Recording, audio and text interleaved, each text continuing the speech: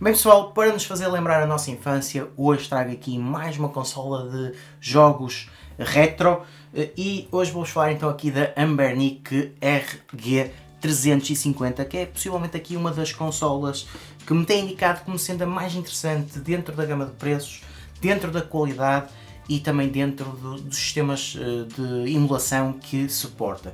Estamos a falar aqui de uma consola a rondar os 70, 80 euros, é claro que às vezes pode variar um bocado. É fácil vocês arranjarem isto em lojas com armazéns em Espanha, na descrição depois tem links se tiverem algum interesse.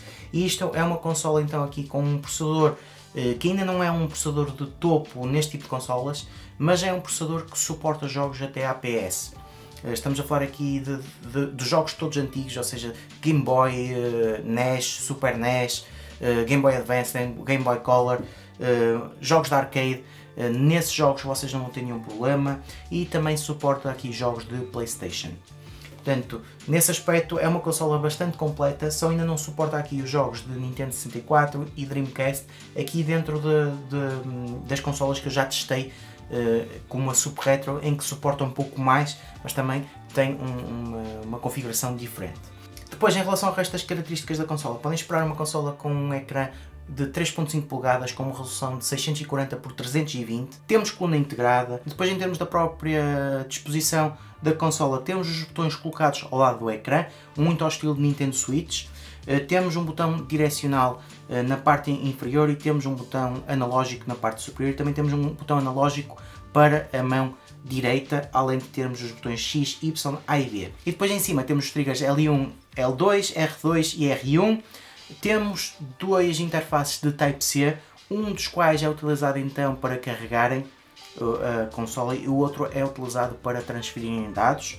Temos uma interface de HDMI, um mini HDMI e um jack para áudio e vídeo, em que podem ligar os headphones para poderem utilizar então a consola sem estarem a incomodar mais ninguém. Depois na parte de baixo temos o botão de energia, botão de reset, botão para aumentar e diminuir o volume e o local para colocarem um micro SD. Em termos de qualidade de construção e em termos da qualidade geral da consola, está muito bem conseguida a consola.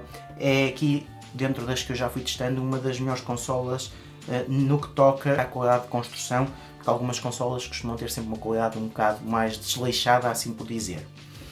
Depois, o que é que vocês devem ter em conta com esta consola? Existem aqui certas características que eu poderia dizer que são melhores e que não são, porque por exemplo temos aqui então a interface de mini HDMI para podermos ligar uma televisão e não funciona.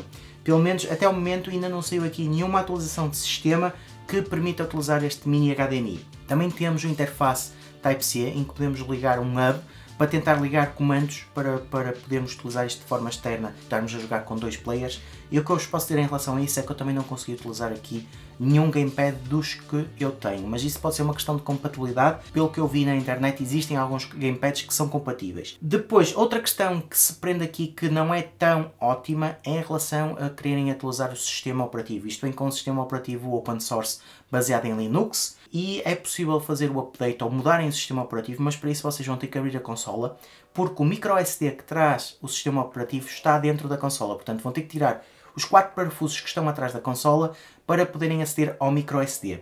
Se vocês forem daquelas pessoas que querem estar a experimentar diferentes sistemas operativos e a estar a fazer aqui diferentes testes, vão ter que abrir a consola para poderem aceder então ao micro SD, para tirarem o micro SD e depois aplicarem o sistema operativo, porque o sistema operativo fica aqui convertido num micro SD com duas partições, em que tem uma partição de boot e temos depois a partição em que realmente colocamos os jogos que queremos jogar e temos a parte da emulação. Se vocês não tiverem preocupação em mudar o sistema operativo, não se têm que preocupar em abrir a consola, em aceder a este micro SD, porque depois temos o micro SD na parte inferior em que nós podemos pôr mais jogos e vamos aceder a esses jogos de uma forma muito simples.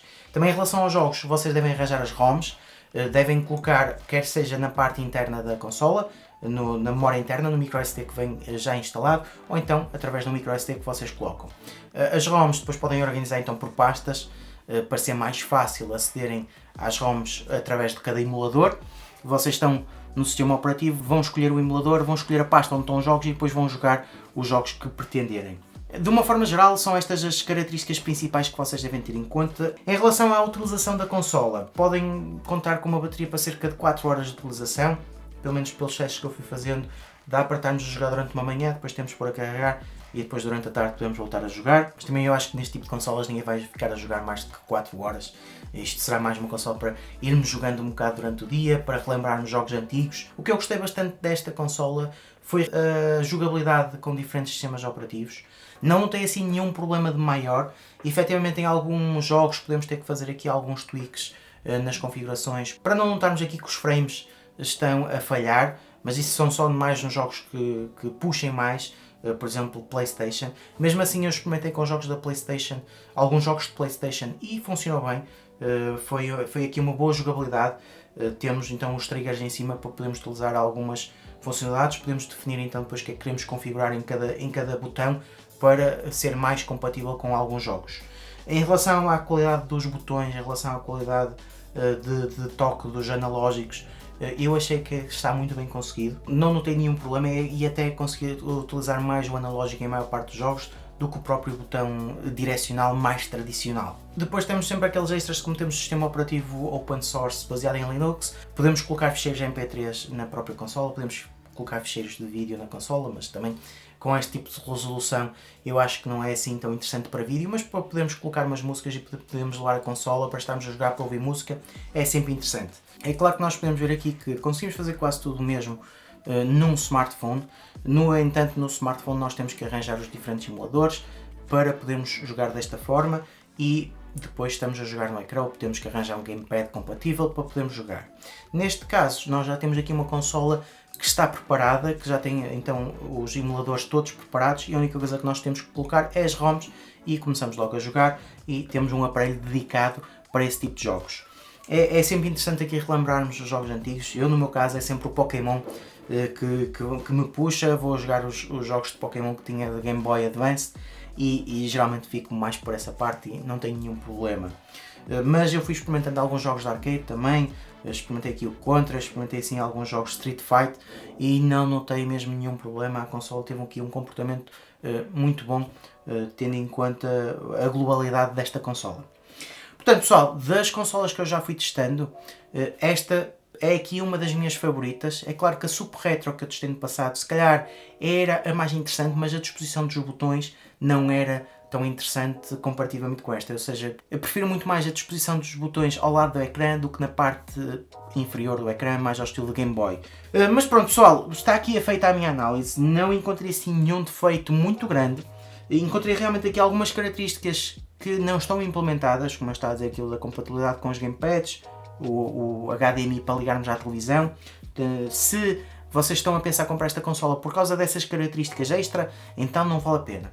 Agora, se é uma consola que vocês querem levar para qualquer lado, é uma consola que vocês querem que dê para aqueles jogos todos que são indicados de dar, os jogos mais antigos, não vão ter nenhum problema.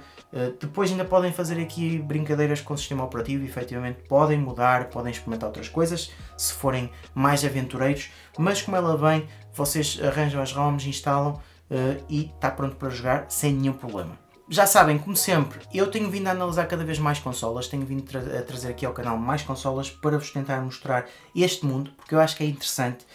Temos aqui conteúdo para explorar muitas coisas e para vos trazer também diferentes consolas. Esta Anbernic RG350 pode ser aqui uma solução muito interessante, é aqui uma solução bastante completa.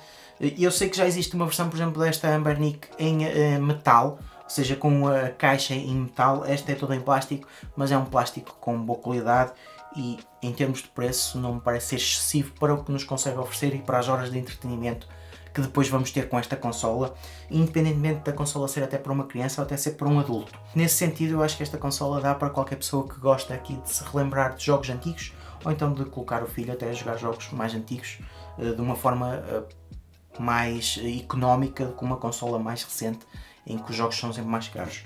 É claro que a parte das ROMs pode sempre entrar aqui numa área cinzenta, da parte da legalidade, mas como são jogos antigos já não se vendem, portanto não é assim muito problemático vocês arranjarem este tipo de jogos mais antigos para poderem jogar nesta consola. Dessa forma não tenho assim muito mais a acrescentar, já sabem, se tiverem alguma dúvida, alguma questão, deixem nos comentários, subscrevam o canal para continuar a receber novidades e vemos no próximo vídeo.